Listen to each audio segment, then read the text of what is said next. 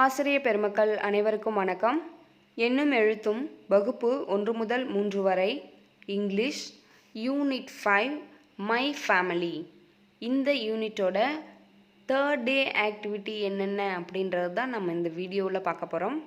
First நமக்கு warm up ஆக்டிவிட்டியாக student எல்லாத்தையும் சர்க்கிளில் நிற்க வச்சுட்டு பெண்ட் ஸ்ட்ரெச் இந்த ரெண்டு ஆக்ஷனையும் நம்ம மாற்றி மாற்றி சொல்லணும். பெண்ட் அப்படின்னா அவங்க பெண்ட் பண்ணுவாங்க, ஸ்ட்ரெச் அப்படின்னா அவங்க ஸ்ட்ரெச் பண்ணி நிற்பாங்க.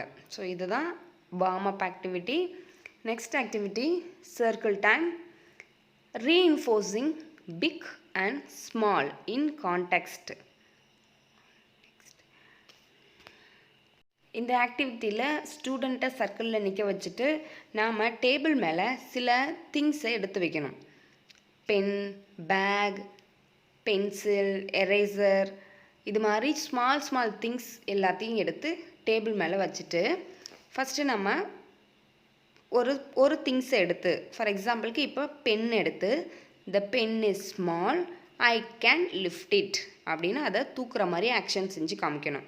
அதுக்கப்புறம் பேக் எடுத்து வச்சு the bag is small, I can lift it.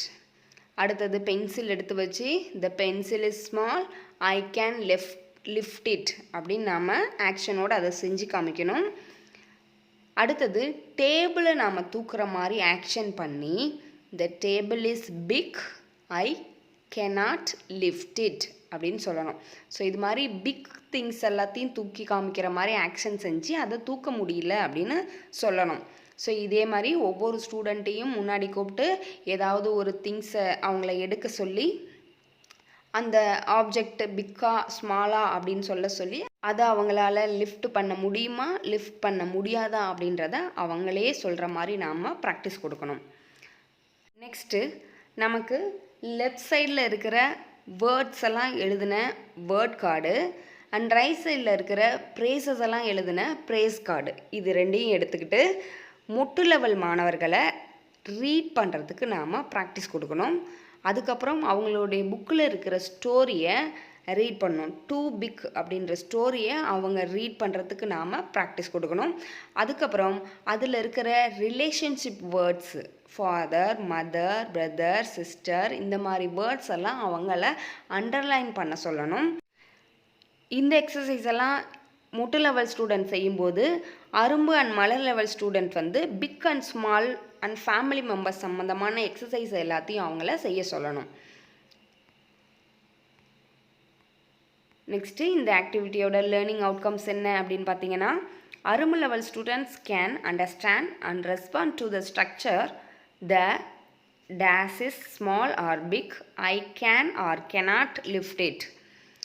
Mottu level students can understand and use the structure the dash is small or big, I can or not or cannot lift it. Name the characters and respond to the comprehension questions. So கேரக்டர்ஸோட பேர் சொல்லுவாங்க, அவங்க அந்த எந்த question கேட்டாலும் அதில் அவங்க புரிஞ்சுக்கிட்டு பதில் சொல்லுவாங்க. Write a few words or short sentences in response to the story. அந்த ஸ்டோரியிலேருந்து சின்ன வேர்டையும் ஷார்ட் சென்டென்ஸையும் அவங்க எழுதுவாங்க. Malar level students can understand and use the structure, இவங்களும் அந்த சேம் ஸ்ட்ரக்சரை யூஸ் பண்ணுவாங்க இன் வேரியஸ் சுச்சுவேஷனில்.